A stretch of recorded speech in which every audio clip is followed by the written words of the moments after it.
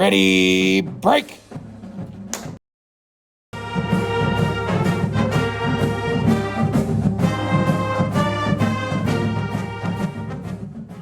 Welcome back to another podcast of the Viking Huddle. I'm your host, Trenton. I'm here with my co-host, Rowan. Ron, how you doing? I'm doing pretty good today. You just got done with Mr. Niles. Just did Mr. Niles stuff. Oh, yeah. I got dragged into that. Oh, so man. I'm doing that now. New pageant stuff, huh? I guess so. Oh, yeah. Not a big pageant guy, but, it seems fun so far. Oh, yeah. So this Viking Huddle is powered by Ibid Electric Company. So thank you to the fine people at Ibid for being our second official sponsor. We got another sponsor. Yeah, our OG sponsor. We'd like to thank Ted Schrader and Schrader Tree Farms. Ted is a 1999 Viking graduate, and he wanted to help out the podcast. So we'd like to promote his business. Schrader Tree Farms is located in Edwardsburg, Michigan, and will be offering pre-cut Christmas trees starting on November 23rd. You can also sign up for the wreath classes starting November 17th. Ooh. For more information, search Schrader Tree Farms on Facebook or visit their website at www.schradertreefarm.com. I'm about to go get my Christmas tree soon. But other than that, After Thanksgiving, my mom's already putting up Christmas lights when I left. But so to recap, congratulations to our girls volleyball for winning districts, being South Haven. Oh yeah. First one in a minute, but congratulations to them. They will be facing Battle Creek on Tuesday at Battle Creek at 7 p.m. So good luck, girls, as they go on for regional title. Congratulations to us varsity football players to winning district against Edwardsburg, 21-0. Little showdown right there. So who we have here today that helped us get that win, Rowan? We have Mr. What is it? Fillwock. Coach Fillwock. Oh, yeah. And who else? Mr. Joel Brawley? Joel Brawley. Oh, yeah. So, number one, congratulations to you both. Thank you. Your first one at Niles for district title at Niles. It is. Your second one here, Joel. So, how special was it to win that? Phil? I'll go first. For me, it was extremely special. So last year, I was at Centerville coaching, so I did watch you guys because we were eliminated first round. So that was exciting to watch you last year. It meant a whole lot more this year when I was a part of the staff. So for me, it's everything I've been waiting for as a coach, coming back to Niles, winning a championship. So hopefully it's not the last one, many more to go. Oh, yeah. Joel, what about you? Second back-to-back for you like us. Yeah. Obviously extremely special. The big thing about winning a district is it reaps the success and the hard work that you've put in. Right. Football is a tough sport to begin with. Mm-hmm. Winning championships is easy. So obviously it meant a lot to not only the coaches but the players in particular. Now, you said winning was easy. Was it easy when you went to Lakeshore? I thought we weren't going to get into that yet. Oh, we are getting into that today. No, winning is it's never easy. I might have misspoke there, Trent. My apologies. It's all right. But, no, I didn't know we were going to Lakeshore that soon. But we're going right now. Yeah, no, obviously Lakeshore had provided me with a lot of good things, wins for both football and baseball. And I think the biggest thing with Lakeshore is that I met my wife there. So pretty important. Yeah. That is very important.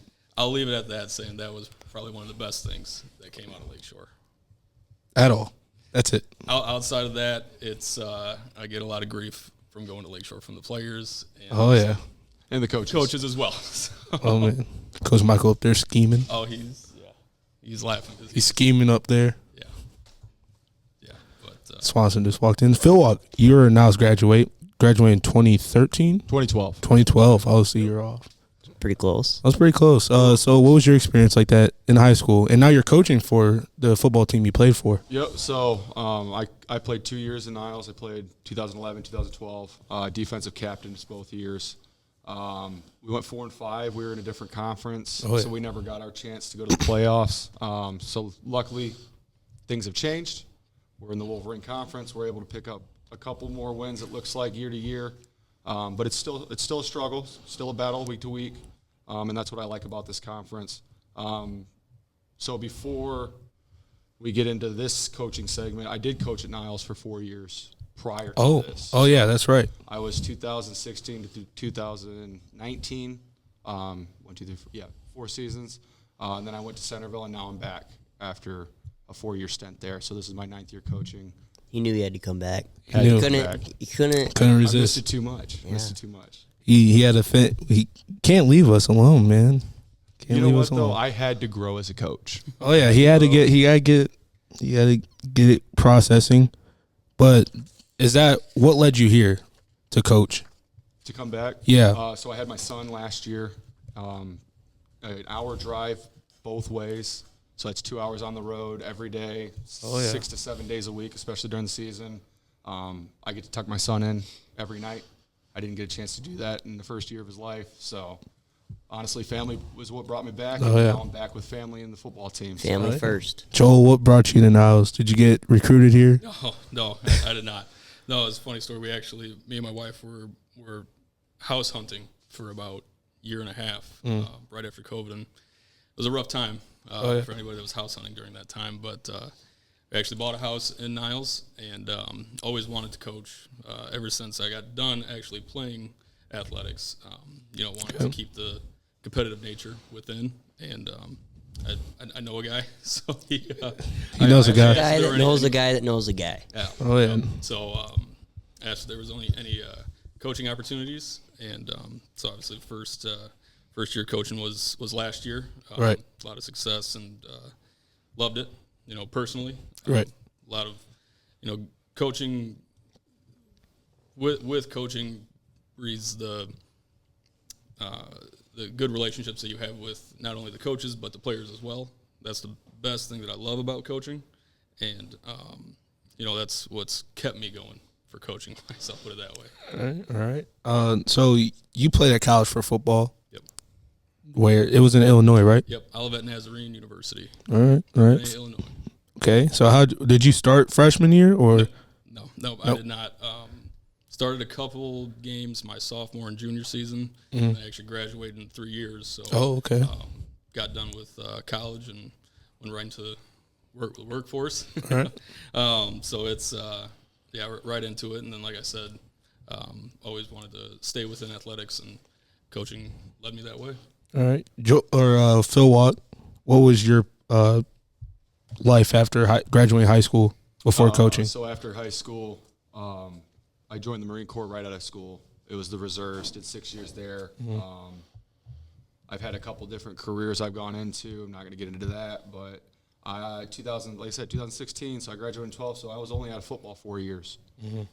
Couldn't stay away. I was watching games on Friday night, not involved. So no, I had to come back to football after my time away from high school. Now every Friday you tell me you want to bang someone's head.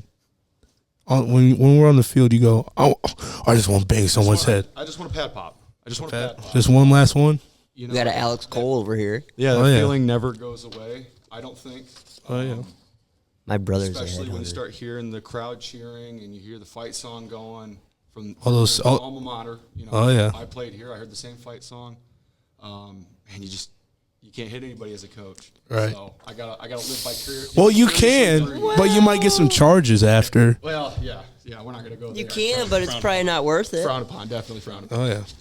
But Rowan, you want to ask question number 5 for Fillwock first before we get to Joel? Yeah. So what do you guys coach? Like is it this football? Just varsity? Is it football JV? Is it? Oh, so I'll go first. So this year I was the JV B team head coach. I'm also a defensive varsity assistant coach. So I'm there Thursday nights and Friday nights on the field. Well, Friday nights in the press box, but you get what I mean. Right. So and then Joel. Yeah. So I was assistant to Fillwock on Thursdays, and then assistant to Shaw on Fridays. Would probably be the best way to put it. You're getting your way up there. Yeah. We're getting there. So it was a fun year. It's been a fun year so far, and obviously did not be done yet. So what's your guys' roles directly on the varsity side on Friday nights, in that press box? What do you guys actually do up there? Go ahead, Joel. Yeah, so I'm on the offensive side of things. always starts with film. Right. Everything starts with film. Right. So going into that, you in the box, I try to let Shaw know what defense they're in, what specific positions they're doing. Try to be the eyes from above, as some might say. Right. So do you like call little plays sometimes? No, that's contrary to some belief. I do not call the plays. You just you tell Shaw what you're seeing. Yep, and then he can adjust and make a play off that. The best quote that I heard for me personally is give information, not suggestions. I'm not going to say who said it, but information, not suggestions. All right, Fillwock, what about you? So defensively, I would say the majority of what we do is done outside of the press box when it comes to game planning and whatnot. Mm-hmm. In the press box, it's more, is the game plan working? Are they doing what we thought they were going to do? And then what adjustments we need to make if they aren't doing what we thought. Right. I'm going to be honest, Coach Mikel does a great job. Most of the time I'm up there to just keep him at ease by cracking jokes. I'm sure I annoy the heck out of Joel because I don't stop talking. And I don't stop laughing and dancing and doing crazy jokes. We start every single game. Coach Mikel looks up at me, and I go, boogity, boogity, boogity, boys, let's go racing, because I look like Dale Earnhardt with my glasses and my double headset going. Oh, man. Oh, yeah. So Coach Michael's laughing over there. Yeah, it gets the nerves at ease. Oh, yeah. By the little bit of jokes we make, so. Oh, yeah. So that would be my job. I just make jokes. Oh, yeah. I wouldn't even say nothing. Wouldn't even pay attention to the football game. Just make jokes. Yeah. Oh, yeah. So you guys gave similarities of who's different, like Shaw and Coach Mikel on the headsets, okay?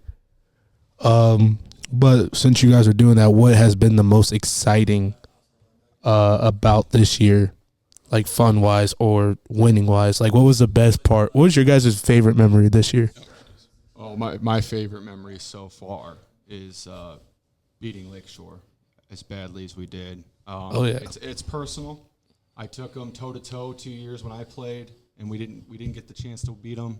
So that was a very special moment. In fact, Talon Bennett, after the game, looked at me, and he goes, I didn't realize how much it meant to people as I was crying. I remember that. Yeah, Fillwock was crying after the game. He gave me a big hug, talking about, I love you, Trent. I was like, it was a good night. I was like, I'm just sitting here on the sideline. The second game. Yeah, it was the second game. Big game. And especially to this one next to me. Yep, I was talking smack the whole night. Oh, man. And I could take the easy route and say that was my most favorite party as well. But, I think it's been favorite moments, in particular, just with the coaching staff, to be honest. There's some funny stories that we're not going to get into them. Right. We got some characters. That'll be my answer because my favorite memory hasn't happened yet. Oh. Guess we're gonna have to get you back on the podcast. Right. In a few more weeks, huh? That's the goal. That's the plan. I see what he did there. That's clever. You mind going to question number 8, Rowan? Yeah, I'm gonna switch this up a bit here. So, as you guys might know, I lead the student section. How do you think we're doing, and what does what we do add to the atmosphere? Community. Yeah. How do you guys? And how does that community got into the game last Friday a little more. Oh, for sure. We that's what Oh, absolutely. And over the last 2 years that I've been here at Niles, the amount of support from the community has been tremendous, bar none. It's started from the students to also the parents, the amount of parents that are extremely supportive constantly. Thursday dinners, everything of that nature. It's amazing. I would say there's not anything that the student section can do better. It's already pretty dang loud up there. Sometimes we have to shut the windows because it's right next to the speaker, and it's Corn playing back it up, Terry. Yeah, Corn. And that's a great point. Dustin does a great job at I would say messing with the other team. Oh yeah. Some of the antics that he does, on the mic and hyping our crowd up. He does a great job. It's great. It is great. Tell you that Friday game, it was pretty loud, Ron. Good job. I was trying. It was a little rough in the first and second, and then third and fourth, I moved down to the student section, and then it really got going. Oh, yeah. Saw you sleeping on the track. I was sleeping before the game. Fillwock, what about you? Like, how does the community support impact you? So I was just talking to my father-in-law about this week. The community has always been fantastic for Niles football. When I was going through school and we were having 4 and 5 records year in and year out, the crowds were always big. The community has always supported us. It means something special now that we're winning football games and we have something really to cheer for. Right. So I thank the community for everything they do. They've always been there. So let's just keep winning for them. As for the student section, when I was going through school, we were known as the Niles Nightmare. Oh, yeah, I remember that. So then it plateaued at when we got out of school, and the student section wasn't so great. So it's really good to see that the Niles Noise has started to bring back some of the atmosphere that we lost over those years. We'll call those the dark times. But no, the student section is fantastic. I'm so proud of them. They travel so well. Oh, yeah. And we're going to need a big student section come Friday night. I can tell you that much. I'm planning on missing my hockey game for it. And we appreciate that. I actually might. Really do appreciate that, Rowan. So to wrap things up, because I know you guys got to do some coaching stuff, meeting. What is one piece of advice you can give to future Vikings players from a coach perspective? Fillwock? Biggest piece of advice. Honestly, the biggest thing I can say. Or even as a player perspective, because you played. Oh, yeah, both. Both of you guys can do it. I can go based off of both. So I will say the biggest advice I have is if you're considering football, come out. And if you're in football, stay.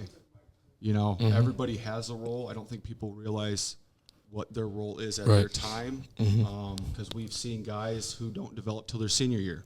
Right. And then they come out their senior year and they're studs. We've seen guys come out their freshman year and work and grind, and then something comes out. You just don't know when you will develop. So my biggest piece of advice is just be persistent, keep showing up, and build your bonds. Okay. Joel? Mine would be never be satisfied. That's a good one. Yeah. So, now we got a good thing going, I'll say, in the football program as well as the other sports within the athletic program. Right. We got a good thing going. Never be satisfied. There's always somebody that's – the way you got to think about it is there's always somebody that's working harder than you at any given time. With wins comes kind of a target on your back. Now we're starting to see more of when we look at the schedule, we're trying to put ourselves in these other team's shoes, and they circle our name. Right. We got a target on our back now, so never be satisfied. People don't like us no more. They're like, oh, with Niles, and now they're like, what the Play heck? Niles, boys. You better show up today. Yeah. Oh yeah. But Joel, Fillwock, thank you. I'm gonna let you get back to doing your coaching stuff so we can win this Friday, because I won a regional title for sitting on the sideline. We're doing our best. Oh yeah, thank you guys. But if you are going to the game for volleyball or football, you need to purchase your ticket at gofan.co. If you can't make it to the game on Friday, you can always tune in on Niles Viking Network and listen to a radio call with Mr. O and his partner Mikel Markoch. At highschoolstreaming.com, or you can listen to Andy Stuber and the Professor Bob Birch on AJ Sportscasting at ajsportscasting.com. Fillwock, Joel, Rowan, thank you. Thank you, guys. Hey, thank you, guys. you, and go Vikings. Oh, yeah. Yeah, Go Vikes. Vikes. Ready, break.